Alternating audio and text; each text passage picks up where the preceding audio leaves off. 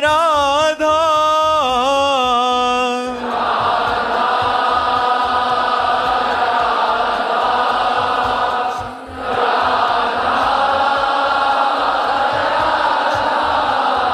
हाय राधा राधा राधा राधा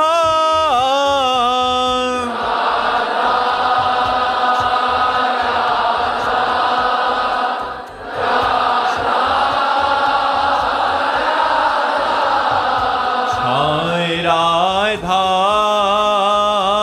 राधा राधा राधा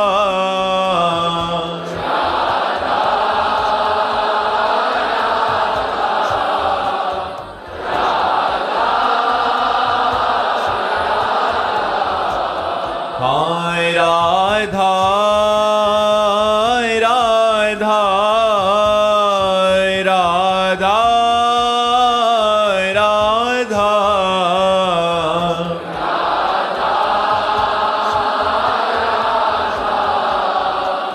राधा राधा श्री राधा वल्लभ लाल की समस्त संत हरि भक्तन की श्री वृंदावन धाम की सतगुरुदेव भगवान की। न्यायशाह जी बागपत से। राधे राधे महाराज जी।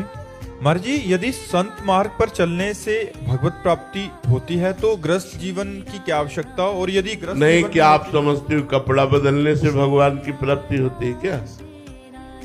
संत क्या कपड़ा बदलने वाले को कहते हैं क्या? संतों के लक्षण होते हैं। तो बोले फिर आप क्यों कपड़ा पहने हैं? क्योंकि हमारा स्वभाव निवृत्त था। ये जितने बाबा जी हैं ये सब निवृत्त मार्ग के हैं। नहीं पसंद संसार का राग, नहीं पसंद संसार के कर्तव्य, मुझे एक परम कर्तव्य सच्चिदानंद भगवान में स्थित होना है। तो इसीलिए भगवान ने दो मार्ग बनाए, एक प्रवृत्ति मार्ग और एक निवृत्ति मार्ग।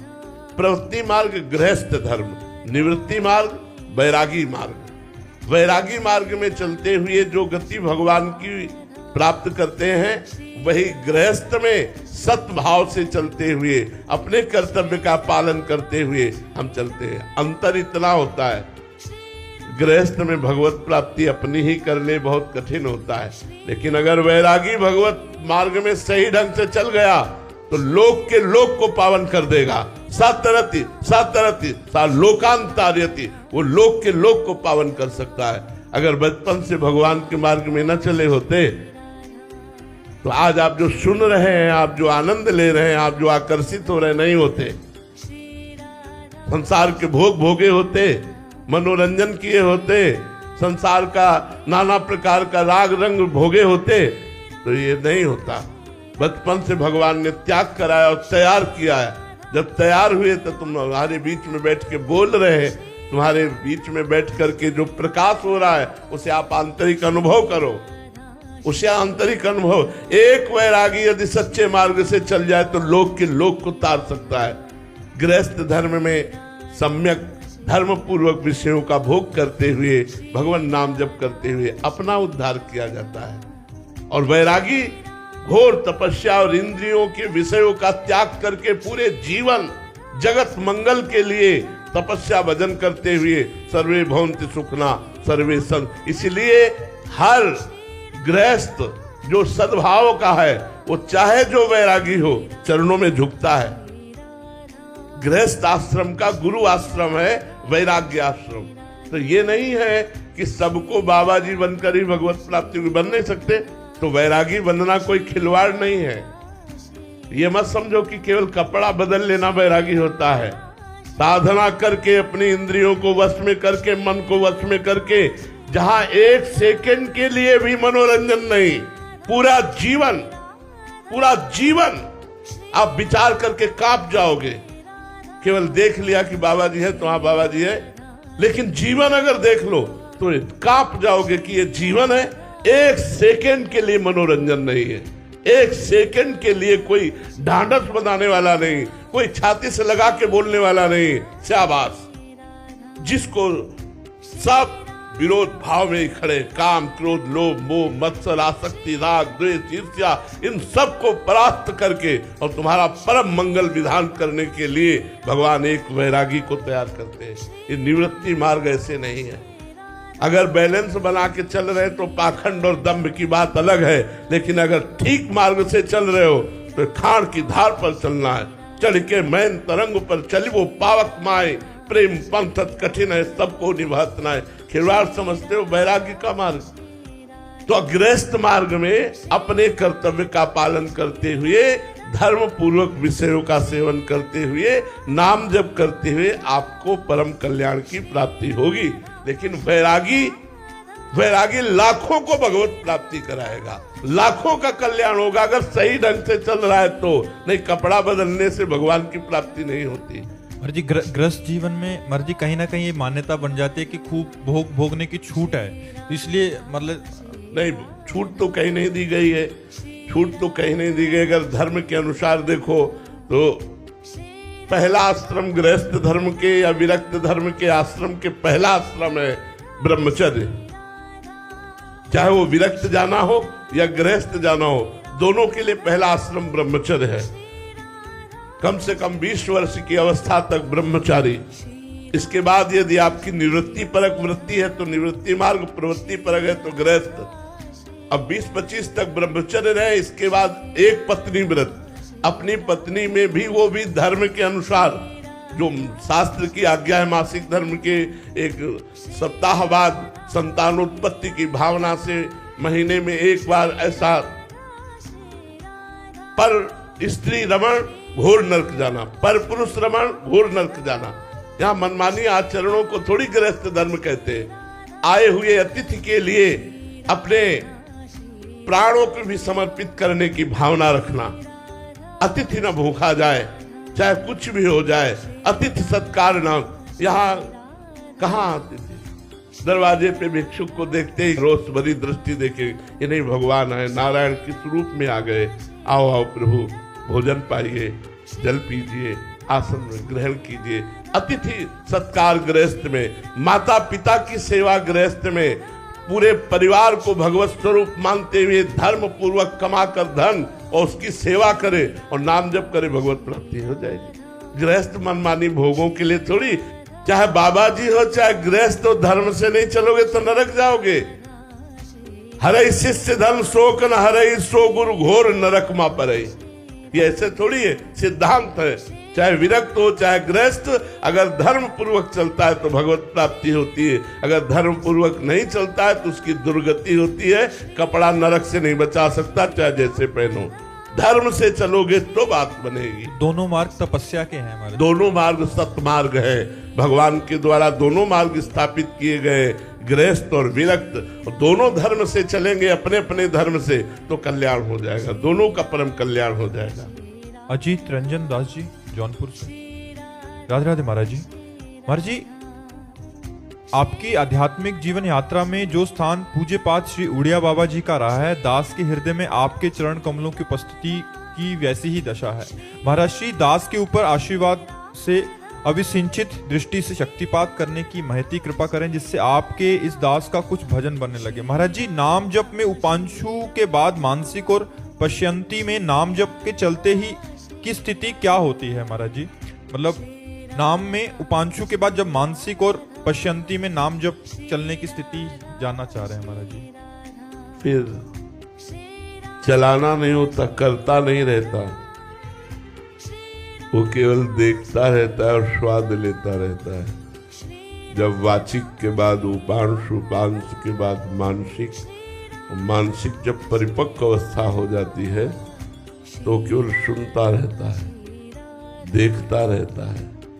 सामने रूप होता है, अंदर मंत्र ध्वनि होती है, हृदय आनंद से लबालब भरा होता है। सुने न काहू की कही, कहे न अपनी बात, नारायण वा रूप में मगन रहे दिन रात। ना काहू सो बोलिवो, ना कोई व्यवहार, अपनी कुंवर किशोरी को जियत निहार निहार। बस उस अंतर व्यथा को कैसे बताएं। जिस समय अव्यावृत भजन प्रारंभ होगा, अखंड चिंतन प्रारंभ होगा, समय सब सूना सूना सा हो जाता है। कोई उत्साह नहीं रह जाता, जागतिक उदासीनता बढ़ती चली जाती है, अंतर्मुखता बढ़ती चली जाती है। खान पान विषयक संबंधी, शरीर संबंधी, रिश्ते नाते संबंधी जितना भी राग हो सब भस्म हो जाता है। बस जीवन केवल प्रभु चलाते हैं उसका, जिसका अव्यावृत भजन चल रहा है, अखंड भजन चल रहा है, केवल प्रभु जीवन चलाते, प्रभु भोजन पवाते, प्रभु से क्रिया कराते, प्रभु से बुलवाते हैं, प्रभु उसको हंसाते हैं, प्रभु उससे चेष्टा कराते। वो स्वयं में तो खो गया, स्वयं में खो जाता है। ऐसी मानसिक भजन की स्थिति जब वही मंत्र जब रूप धारण करता है, ऐसा सौंदर्य है प्रभु का, ऐसा सौंदर्य है प्रियाजू का कि मोक्ष सुख भी तुच्छीकृत लगता है। उस सुख में उपासक जो निमग्न हो जाता है, एक काम क्रोध लोभ मोह मद मत्सर नाना प्रकार की भोग वासनाएं, ये तो बहुत पहले ही नष्ट हो जाती हैं। मानसिक बिना विक्षेप रहित निरंतर चलने के पहले ही ये नष्ट हो जाती है। जब मानसिक चलने लगता है तो भगवदाकार वृत्ति होती है। निरंतर मानसिक भजन चल रहा है, वो मम भक्ति तो भुवनम पुनातु, वो लोक के लोक को पावन करने की सामर्थ्य रखता है। बस वो होता नहीं है, होता प्रभु है केवल हृदय में। मैं खो जाता है तभी निरंतर चलता है। जब तक मैं होता है तो कोई संकल्प विकल्प बना रहता है, संकल्प विकल्प रहता है तो विक्षेप पड़ता है। जब मैं ही खो गया, वो बस अब उस हृदय की स्थिति जिसका निरंतर भजन चलता है, वो वही समझ सकता है जो घंटा 2 घंटा कम से कम निरंतर तालाए। घंटा 2 घंटा में निरंतर तालाए तो समझ पाएगा कि जिसका 24 घंटे भजन होता है उसकी स्थिति क्या होगी। अद्भुत मादकता, अद्भुत नशा, भजन के प्रति अद्भुत भूख। रात दिन भजन होने पर भी भजन की भूख इतनी कि उसे चैन नहीं मिल रहा। उसे लग रहा है क्या करूं, कैसे करूं, कैसे मेरी भजन की भूख तृप्त हो। भजन की भूख बढ़ जाती है। किसी के विषय में सोचना, किसी के विषय में बोलना, किसी के विषय में सुनना, ये तो बहुत दूर की बात रही। इतनी क्षुधा भजन की बढ़ जाती है कि वो अपनी भी नहीं सुनता। वो अपनी भी सब जितनी शरीर संबंधी चेष्टाएं सब शिथिल हो जाती है और भजन में डूबा हुआ वो भगवान को अधीन कर लेता है। उसी के हृदय में प्रेम प्रकट होता है और उसी के हृदय में प्रेमाधीन भगवान प्रकाशित हो जाते हैं, जो निरंतर भजन परायण रहता है। सविता जी राजस्थान से। राधे राधे महाराज जी। गुरुदेव, कोई ऐसी बात जो हमें भगवत मार्ग से भ्रष्ट कर देगी और कोई ऐसी बात जो हमें भगवत प्राप्ति करा देगी? संतों का संग एक बात जो तुम्हें भगवत प्राप्ति करा देगी, और कुसंग एक बात जो तुम्हें भगवत मार्ग से भ्रष्ट कर देगी। बस सत्संग और कुसंग। बरुहलवास नरक करताता, दुष्ट संग जनि दे विधाता। भले नरक का वास मिल जाए लेकिन कुसंग न मिले। कुसंग मिलेगा तो परमार्थिक पथिक भ्रष्ट हो जाएगा। सत्संग मिलेगा तो भ्रष्ट पुरुष भी महात्मा बन जाएगा। सत्संग का प्रभाव होता है समस्त दुर्गुण दुराचारों को मिटा करके सत्य सच्चिदानंद भगवान में स्थिति प्रदान करना। ये सत्संग का प्रभाव होता है। इसलिए बड़े भाग पाइप सत्संगा। जब बड़ा हमारा पुण्य पुंज एकत्रित होता है, भगवान की विशिष्ट कृपा होती है, तब सत्संग प्राप्त होता है, संतों का संग प्राप्त होता है। और जब हमारा दुर्गति का योग लगता है, दुर्भाग्य प्रकट होता है, तब कुसंग मिलता है और कुसंग सर्वनाश कर देता है। कुसंग एक वस्तु है, एक बात है जो नाश कर देती है। सत्संग एक बात है जो उन्नति प्रदान करती, लौकिक और पारलौकिक दोनों। इसलिए कुसंग से बचे और सत्संग का सेवन करें। नम्रता जी हरिद्वार से। राधे राधे महाराज जी। महाराज जी, वाणियों में आता है कि एक दोई जो पाई है खोजी सब संसार, हिज्जू की रीति कोई लाखन में एक जाने। महाराज जी ऐसा आप लिख रहे हैं कि गुरुदेव इतनी दुर्लभ गति हमारे जैसे तो लाखों में हम लोग हैं ना, असंख्यों जीव हैं।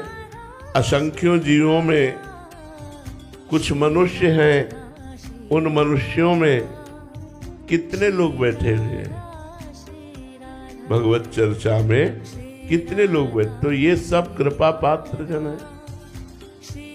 जितने लोग बैठे हुए हैं, एक हाथ की जमीन में उतनी दीमक होगी, वो भी तो जीव है। तो मनुष्य शरीर में पूरे ब्रह्मांडों में देखा जाए तो कितने भक्त हैं। अगर गणना लगाई जाए तो एक ही दो निकलेंगे, अनुपात लगाया जाए तो एक ही दो निकलेंगे। तो एक ही दो की गणना में तो हम आप हैं, लाखों की गणना में है क्या? भक्त भगवत मार्ग में चलने वाला, दुर्गुण दुराचार का त्यागी, सद्गुण सत्मार्ग का पथिक तो कोई बिरला ही होता है ना। और उस सद्गुण सत्मार्ग में भी प्रेमी, प्रिया प्रीतम का प्रेमी, वो तो और भी दुर्लभ है। बड़ा दुर्लभ विषय है भगवत प्रेम, क्योंकि कहीं न कहीं लोक परलोक की जो कामना रहती है वो प्रेम प्रकाशित नहीं होने देती। जब लोक परलोक की समस्त कामनाओं का नाश हो जाता है, तब भगवान को अधीन करने वाला प्रेम प्रकाशित होता है। जाहि न चाही कबहु कछु, तुम सन सहज स्नेह, बसो निरंतर तासुर सो राउर निज गेह। प्रेम अत्यंत दुर्लभ वस्तु है, अत्यंत दुर्लभ वस्तु है।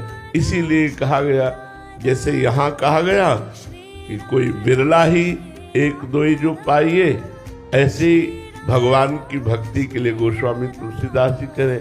कोई एक पाव भगत जिम मोरी, कोई एक। ऐसे ही ब्रह्म ज्ञान के लिए, ब्रह्मबोध के लिए भगवान शंकराचार्य जी करें। शास्त्रों जन्मों की साधना जिसकी परिपक्व होती है, उसके अंदर मुमुक्षुता जागृत होती है और वो मोक्ष को प्राप्त होता है। तो वो शास्त्रों जन्म की साधनाएं हम सबकी पूर्ण हुई, तभी हम भगवत धाम में संत समागम कर रहे, भगवान के मार्ग में चलने के लिए हम उत्साहित हो रहे। ये हमारे अनेक जन्मों की तपस्या का फल है, भजन का फल है। ऐसा मानो अब हमारा आखिरी जन्म है, ऐसा नहीं कि अब हमारा प्रारंभिक जन्म है, अभी हम अनेक जन्म साधना करेंगे तब हमें ज्ञान होगा, तब हमें भक्ति होगी। नहीं, हम बिरले वालों में हैं। जो कहा गया कोई एक पाओ, तो उन कोई एक में हमारी गणना है। एक दो ही जो पाइए, तो एक दो ही में हमारी गणना है। अनंत सृष्टि में, अनंत जीवों में, अनंत मनुष्यों में कितने लोग भक्ति कर रहे हैं। नहीं तो 10-10, 11-11 बजे तक सोते हैं।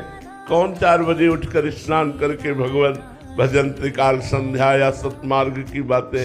ये तो बड़े भाग्य हैं आपके कि परम पावन वृंदावन में प्रातःकालीन वेला पर इस परम पवित्र भूमि में बैठकर आप भगवत चर्चा सुन रहे हैं। ये तो बड़े भाग्य हैं। ये तो तभी हम कह रहे हैं, जो एक दो ही जो पाइए, तो वो एक ही दो ही में हो तुम। इतनी बड़ी सृष्टि में अगर गणना लगाए तो एक ही दो ही का अनुपात लगेगा। जो आप लोग बैठे हुए हैं, तो ऐसा मानिए कि वो एक दो में हम हैं। अब हमारा अंतिम जन्म है, सत्संग मिल रहा, भजन मिल रहा, अब मुझे भगवान जरूर मिलेंगे। यदि उनको मिलना ना होता तो हमें इस संसार रूपी दलदल से क्यों घसीटते? अगर उनको कृपा न करनी होती तो जहां मैं विषयों में फंसा था वहीं फंसे रहने देते। मुझे क्यों घसीटा? घसीटा है तो जरूर वो अब इतने पे नहीं छोड़ देंगे, वो हमको जरूर मिलेंगे, जरूर ऐसा साधन देंगे, जरूर ऐसी भावना देंगे कि हमारा भगवत साक्षात्कार रूपी परम फल हमको प्राप्त होगा। आकाश लाल जी पटना बिहार से। राधे राधे महाराज जी। महाराज जी, हम सांसारिक अहंकार त्याग कर भक्ति में आते हैं, परंतु कुछ समय बाद एक सात्विक अहंकार आने लग जाता है भक्ति मार्ग में। महाराज जी, मैं नियम पालन करता हूँ और बाकी सब पापी हैं, नहीं, ये बहुत निंदनीय है, ये बहुत निंदनीय, बहुत निंदनीय, बहुत होश में नहीं, बहुत जल्दी नष्ट हो जाएगा परमार्थ, बहुत होश में, ये बहुत निंदनीय है, मतलब बहुत बहुत निंदनीय है। परमार्थ का स्वरूप तो ये है कि हृदय से बताऊं तो हम सबसे नीच हैं, सब में भगवान विराजमान है, मैं चराचर जगत का सेवक हूँ, सब मेरे स्वामी हैं। परमार्थ का तो स्वरूप ये है। सो अनन्य गति जाके असमति न टरे हनुमंत, मैं सेवक सचराचर रूप स्वामी भगवंत। ये चराचर जगत मेरे लाडले भगवान का स्वरूप है। सब पापी हैं, मैं महात्मा हूं, ये तो बड़ी दुर्गति की बात है। सब भगवत स्वरूप में, मैं नीच हूं, ये सदगति की बात है। तृणादपि सुनीचेन, अपने को तृण से नीच समझना है, तृण के समान नीच समझना है। ये तो बहुत गलत बात है, बहुत पतित करने वाली बात है। बहुत जल्दी इसको दूर कर दे साधक, नहीं भ्रष्ट हो जाएगा, नष्ट हो जाएगा, परमार्थ से पतित हो जाएगा। बिल्कुल ये खतरनाक बात है। ये मन में आते ही त्राहिमाम पुकारो भगवान को, हे नाथ करुणा करो, मेरे इस अहंकार को नष्ट करो। ये दोष दृष्टि रूपी नीच वृत्ति हमारा नाश करने पर तत्पर है। नाथ आप कृपा करो, त्राहिमाम रक्षा करो, भगवान संभाल देंगे। और अगर इस वृत्ति का नाश नहीं हुआ तो आपका पतन जरूर हो जाएगा। लिख लो, कागज में लिख लो। जो दूसरों पर हे बुद्धि रखता है, अपने में गुण बुद्धि रखता है, बहुत जल्दी नष्ट हो जाता है। जो दूसरों में भगवत बुद्धि रखता है, अपने में अधम बुद्धि रखता है, वो अध्यात्म की ऊंचाई पर चढ़ जाता है, वो महान पद को प्राप्त होता है। Lieutenant colonel Smita Gupta ji, Mathura. राधे राधे महाराज जी। महाराज जी, सेना में एक जगह पे 3-4 साल का ही ट्रांसफर होता है महाराज जी। तो महाराज जी, अभी मथुरा में पोस्टिंग थी और कोलकाता जा रही हूँ, तो मन महाराज जी बहुत दुखी है कि मेरा मथुरा वृंदावन छूट जाएगा महाराज जी। अब जाने हाँ, का आपको इस बात के लिए दुखी नहीं होना चाहिए। आप राष्ट्र रक्षा के परम धर्म में स्थित है। राष्ट्र के आगे कुछ नहीं। देखो, ध्यान रखना, राष्ट्र रक्षा के लिए हम अपने लौकिक धर्म का भी त्याग कर सकते हैं, प्राण का भी त्याग कर सकते हैं, सर्वस्व का भी त्याग कर सकते हैं। सो आप लोग करते हैं। आप अपने पारिवारिक संबंधों की जो प्रीति है उसका त्याग करके, शरीर सुखों का त्याग करके, अपनी मन की जो वृत्तियां हैं उनको सह करके आप हमारे राष्ट्र सेवा में हैं। इसलिए राष्ट्र सेवा सबसे बड़ा धर्म है। आप उस सबसे बड़े धर्म का पालन कर रहे हैं, इसलिए आपको उदास नहीं होना चाहिए। यदि आपका ट्रांसफर हो रहा है तो आप राष्ट्र सेवा में हैं। आप गर्वपूर्वक राष्ट्र सेवा का भाव लेकर जहां जाइए, हमारे राष्ट्र सेवा के विधान के अनुसार आप चलिए, और बन सके तो राधा राधा नाम जप कीजिए, आपका परम मंगल होगा। अब ये राष्ट्रीय सरकारी कार्य है, अब इसमें तो ऐसा नहीं हो सकता कि आप वृंदावन वास करें या मथुरा वास करें। जिस समय सरकार का जहां ट्रांसफर का आदेश होगा वहां जाना पड़ेगा। आपको तैयार रहना चाहिए मन से, और जब रिटायर हो जाइए फिर आपकी स्वतंत्रता है। फिर आप चाहे वृंदावन वास करें, अयोध्या वास करें, जहां आपकी भावना बने। भगवत चिंतन करते हुए राष्ट्र सेवा में जो तत्पर है वो महावीर है, वो सम्माननीय है, वो प्रशंसनीय है, वो वंदनीय है, वो सदगति को प्राप्त होगा। भगवत स्मरण करते हुए तुम जहां भी विराजमान हो राष्ट्र सेवा में, तुम सदगति को प्राप्त होगे। तुम अपने मन को संकोच में मत डालिए कि मथुरा छूट रही है। तुम मथुरा को छोड़ सकते हो, मथुरा तुम्हें नहीं छोड़ सकती। मथुरा वृंदावन ये चिदानंद धाम है। यदि भाव में रखोगे तो करोड़ों कोस दूर भी तुम मथुरा में ही वास माना जाएगा, क्योंकि आप राष्ट्र सेवा में, राष्ट्र धर्म में स्थित है। इसलिए आप चिंता न करें। पुष्पा जी दिल्ली से। राधे राधे महाराज जी। महाराज जी, भक्ति मार्ग में बाह्य स्वच्छता वो पवित्रता अनिवार्य है, किंतु जब पवित्रता पर अधिक जोर देने के कारण भक्ति प्रभावित होने लगे तो क्या करना चाहिए महाराज जी? बाहरी पवित्रता पर अधिक क्या कैसे? कि अभी हाथ धोने हैं, अभी नहाना है, अभी ये करना है, तो क्या इसमें परेशानी है? इसमें परेशानी क्या? इसमें भक्ति क्या बाधित होगी? हमें बताइए, क्या बाधित होगी? क्या आपको ऐसा लगता है तो हम उसमें आपको बताएं कि ये नहीं करना चाहिए? कैसे? महाराज जी कुछ जनों का महाराज जी मतलब कहीं भी हाथ लगा दिया, फिर हाथ धो, फिर ताला नहीं, खोल दिया, अगर हम ठाकुर जी का भोग लगाने जा रहे हैं तो हम हाथ धो रहे हैं। हम हाथ धो करके जाएंगे, चाहे कोई हाथ लगाए हो या न लगाए हो, प्रक्षालन करके जाएंगे। ठाकुर जी के पात्रों का मार्जन करेंगे, ठाकुर जी के लिए अपने शरीर को पवित्र रखेंगे, अपने वस्त्रों को पवित्र रखेंगे, अपने मंत्र जपना है इसलिए आचमन करके मुख को पवित्र रखेंगे। अगर कुछ खाया है तो अच्छी तरह कुल्ला करके 3 बार आचमन करके हम रहेंगे, क्योंकि हर समय हमें नाम मंत्र जपना है। तो इसमें परेशानी क्या है? भक्ति में बाधा क्या है? पवित्रता भक्ति की सहायक है, बाधक कहाँ है? हाँ, अब ये कि ये छू न जाए, ये बात नहीं होनी चाहिए, ये नहीं होनी चाहिए। नहीं, सब में भगवान विराजमान है और ये पवित्रता एक सीमा तक है, इसके बाद इसका भी महत्व खत्म हो जाता है, अद्भुत स्थिति आने लगती है। इस शरीर से राग त्याग देना ही पवित्रता है, शरीर से राग रहित हो जाना ही परम पवित्र है। पर उस स्थिति तक पहुंचने के लिए बाहरी पवित्रता का निर्वाह किया जाता है। हाँ, पवित्रता में ये बात नहीं होनी चाहिए कि तुम हमें कैसे छू लिए, अब हमें फिर नहाना पड़ेगा। ये नहीं होना चाहिए। सब में भगवान विराजमान है, भगवान का स्वरूप मान करके कोई छू ले तो हम उससे अपवित्र नहीं मानते। हाँ, अब ठाकुर सेवा में जाते हैं तो वस्त्र, शरीर आदि की पवित्रता, भाव आदि की पवित्रता रखते हैं। बाहरी पवित्रता का तात्पर्य है आंतरिक भाव पवित्र हो जाना, और जब भाव पवित्र हो जाता है तो बाहरी पवित्रता का विशेष महत्व नहीं रहता। आशीष जी मथुरा से। राधे राधे महाराज जी। महाराज जी, मैं जो भी भक्ति करता हूँ उसका कारण मृत्यु के प्रति मेरा भय है। अभी बहुत जितनी अच्छा है। भक्ति करनी है कर लो, पता नहीं कब मृत्यु आए। बहुत अच्छा, बहुत अच्छा, बहुत तुम्हारे ऊपर भगवान की बड़ी कृपा है।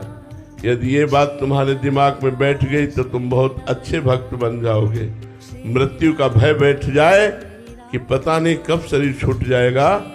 दान पुण्य कर लो, तीर्थयाटन कर लो, परोपकार कर लो, मंगलमय भगवान का नाम कीर्तन कर लो, भगवत कथा सुन लो, भगवत भक्तों का संग कर लो, धन्य भाग हो जाएंगे। यही भय तो चाहिए, यही भय चाहिए। जो सभी आवा सरनाई, रखियो ताहि प्राण की नाई। यदि मृत्यु से भयभीत होकर भगवान की शरण में गए तो अमर हो जाओगे, अविनाशी पद को प्राप्त हो जाओगे, और एक एक मिनट बहुत अच्छी तरह से कटेगा यदि मृत्यु का भय रहा। जब मरना है तो पाप क्यों करना है, बुराई क्यों करनी है, नीच कर्म क्यों करना है? ये बहुत बड़े भाग्य की बात है कि किसी के हृदय में ये बात बैठ जाए कि मृत्यु तो होनी ही है, असत कर्म नहीं करना, मुझे सत्कर्म करना है। यही मृत्यु का भय भगवान की स्मृति से युक्त कर देगा, और भगवान की स्मृति भगवत प्राप्ति करा देगी। रुद्राक्षी जी। राधे राधे महाराज जी। महाराज जी, साधक के जीवन का वह दिन कैसा होता है जब उसकी जन्मों जन्मों की प्रतीक्षा समाप्त हो जाती है और उसके प्रेमास्पद उसके सामने खड़े होते हैं? ऐसा प्रश्न किया है, इसका उत्तर हृदय से होता है, वाणी से नहीं।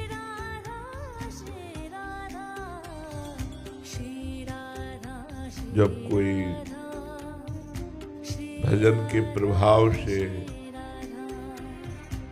प्रभु से प्रेम कर पाता है, और जब प्रभु मिलते हैं, उस मिलन के सुख को वाणी वर्णन कर सके, इतनी सामर्थ्य प्राकृतिक वाणी में कहाँ है? सरस्वती जी में भी इतनी सामर्थ्य नहीं है कि भगवत मिलन की सुख वृत्ति को लिख सके। नहीं, भगवत मिलन कराने वाले प्रेम को ही कहा गया अनिर्वचनीयम प्रेम स्वरूपम। प्रेम का स्वरूप वाणी के द्वारा वर्णन नहीं किया जा सकता। फिर प्रीतम सामने हो और बहुत काल से उनके विरह में व्यथित हृदय जो उनको देखता है, हृदय में क्या होता है ये वाणी की सामर्थ्य नहीं कि वर्णन कर सके।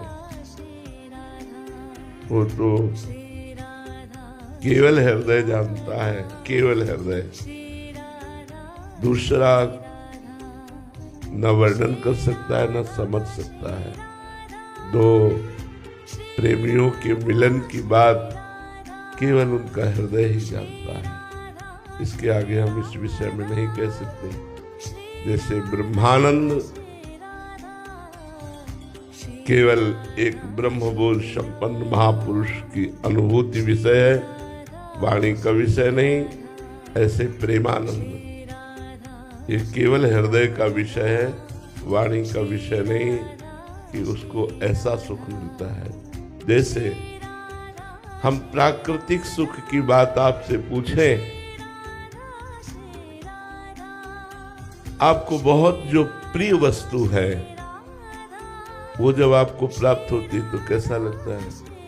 बोले अच्छा लगता है। कैसा अच्छा लगता है? बहुत अच्छा लगता है। कैसा बहुत अच्छा लगता है? फिर आपका उत्तर होगा कि आप उस वस्तु का सेवन करके देख लीजिए। इसके आगे प्राकृतिक वस्तु के आनंद का अनुभव प्राकृतिक वाणी नहीं कर सकती। फिर सच्चिदानंद स्वरूप परम प्राण प्रीतम प्राणाधार आनंद समुद्र प्रेम समुद्र ज्ञान समुद्र वैराग्य समुद्र ईश्वर समुद्र भगवान का मिलन हो रहा है और उस सुख का वर्णन वाणी कर सके असंभव। वाणी की अधिष्ठात्री देवी सरस्वती भी नहीं वर्णन कर सकती।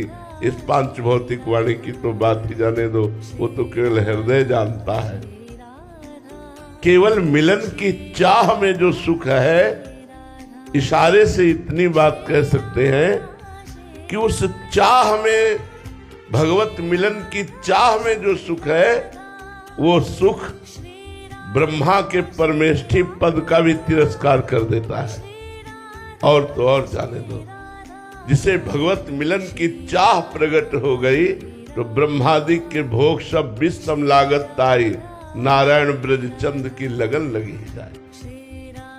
न पारमेष्ठम न महेंद्रधिष्ठम न सार्वभौमम न रसाधिपत्यम न योग सिद्धि अपनर्भवम न मोक्ष न योग की सिद्धि न ब्रह्मा का पद न सार्वभौम सम्राट पद न देवराज इंद्र का पद, कुछ नहीं। उस सुख के सामने कुछ नहीं। अब उस सुख का वर्णन कैसे कर सके? वो अनिर्वचनीय है। वो तो जाने मोरी छाती, उस प्रेमी का हृदय ही जानता है कि अपने प्रीतम के मिलन में क्या सुख है। जिस सुख के आगे ब्रह्मा का पद भी फीका लगता है, उस सुख का कैसे वर्णन किया जा सकता है? न्यायाधीश राजेंद्र कुमार जी, राधे राधे महाराज जी। महाराज जी, सब सुख सुविधाएं होने के बावजूद भी मानसिक शांति ना होने का महाराज जी कारण? भगवत विस्मृति, भगवत विमुक्ता। ममैवांशु जीवलोके जीवभूता सनातना। भगवान कहते हैं तू मेरा अंश है, अविनाशी का बच्चा अविनाशी आनंद समुद्र में ही शांति प्राप्त करेगा। तब लग कुशल न जीव कहूं, ध्यान से सुन लो, तब लग कुशल न जीव कहूं, सपने हूं मन विश्राम, जब लग भजत न राम कहूं, शोक धाम तज काम। जो चाहत है नित्य सुख और मन को विश्राम, हित ध्रुव हित सो भजत रहो, पल पल श्यामा श्याम, पल पल श्यामा श्याम। यदि शांति चाहते हो, सुख चाहते हो, तो आप देख लीजिए, आपके पास पद है, आपके पास धन है, आपके पास भोग है, लेकिन मन जो शांति चाहता है वो नहीं है। वो शांति परमात्मा में है। जब तक परमात्मा प्राप्ति नहीं होगी तब तक शांति नहीं होगी। श्रद्धावान लभते ज्ञानम तत्पराश्रयितेन्द्रियः, ज्ञानम लब्ध्वा पराम शांति मचिरेणाधिगच्छति। जब ब्रह्म बोध हो जाता है या भगवत साक्षात्कार होता है तो हृदय परम शांत हो जाता है, अपार शांति। हमारे भगवान का स्वरूप शांताकारम, शांत स्वरूप। हम उनके अंश हैं, उसी शांति को चाहते हैं। वो भगवान से मिलेगी, माया से नहीं। प्रकृति से शांति नहीं मिलेगी। परमात्मा के अंश को प्रकृति से शांति नहीं मिलेगी। परमात्मा के अंश को प्रकृति की वस्तुओं को साधन बनाकर परमात्मा से शांति मिलेगी। हम भूल करते हैं, अगर उपासना भी करते हैं तो भगवान को साधन बना लेते हैं और भोगों को साध्य मान लेते हैं। यदि हम भोगों को साधन बना ले और भगवान को साध्य बना ले और भगवान का स्मरण करते हुए अपने कर्तव्य का भय और प्रलोभन त्याग करके ठीक निर्वाह करें तो हमें शांति प्राप्त हो जाएगी। कहीं न कहीं हमसे भय या प्रलोभन से अपराध बन जाता है, गलती हो जाती है और वो गलती फिर जीवन भर अशांति प्रदान करती है। इसलिए समस्त गलतियों को मिटाने के लिए भगवान का नाम गरज रहा है। नाम जप करो, हृदय से भगवान की शरण में रहो और जो पद मिला है उसका ठीक निर्वाह करो। किसी भी प्रलोभन से, किसी भी भय से कोई ऐसी गलती ना होने पावे जो नहीं होनी चाहिए। निर्दोष को दंड देना, दोषी को बख्श देना, ये हमारे लिए बड़ी अशांति का कार्य होगा। तो कोई भय या कोई प्रलोभन हमारे कर्तव्य को, हमारे न्याय निष्ठा को कहीं भी किसी भी तरह दबा ना पावे, ऐसे भाव में रहो और नाम जप करो, भगवान के आश्रित रहो, देखो शांति प्राप्त हो जाएगी। शांति नहीं, पराम शांति, पराम शांति, परम शांति प्राप्त हो जाएगी। महाराज जी, पूर्व में अज्ञानतावश ऐसा हो गया और अभी आपका सत्संग या महापुरुषों के वाक्य सुनने के बाद सचेत हुए कि अभी से हमें गलती नहीं करनी, तो महाराज जी एक तो जो पूर्व का पाप बना है और अभी से नहीं करना नाम जप से, तो ठीक है, तो नाम जप से वो जो पूर्व में पाप हुए हैं वो भी हाँ, नाम संकीर्तनम यस्य सर्व पाप प्रणाशनम। सर्व, सर्व माने पीछे के, अभी के और आगे के भी। सर्व, सर्व पाप प्रणाशनम लिखा है ना। वर्तमान के पाप नष्ट हो जाएंगे या भविष्य के पाप नष्ट हो जाएंगे, ऐसा नहीं लिखा। नाम संकीर्तनम यस्य सर्व पाप प्रणाशनम, समस्त पाप नष्ट हो जाते हैं, जो पीछे के भी किए हुए हैं, जो अब भी हो रहे हैं या जो भूल चूक से आगे भी हो जाएंगे। नाम जप के प्रभाव से, नाम कीर्तन के प्रभाव से नष्ट हो जाते हैं और भगवान की शरणागति से भी सर्वधर्मान परित्यज्य मामेकम शरणम व्रज। तो अहम त्वाम सर्व पापेभ्यो, सर्व लिखा है, सर्व पापेभ्यो, भूत के पाप, वर्तमान के पाप और भविष्य में भी जो गलती हो जाएगी, मां शुचा, मैं तुम्हें पवित्र करूंगा। हम त्वाम सर्व पापेभ्यो मोक्षयिष्यामि मां शुचा, मैं तुम्हें सबसे मुक्त कर दूंगा। इसलिए भगवान की शरण में होकर भगवान का नाम कीर्तन, नाम जप किया जाए तो हमारा जीवन परम पवित्र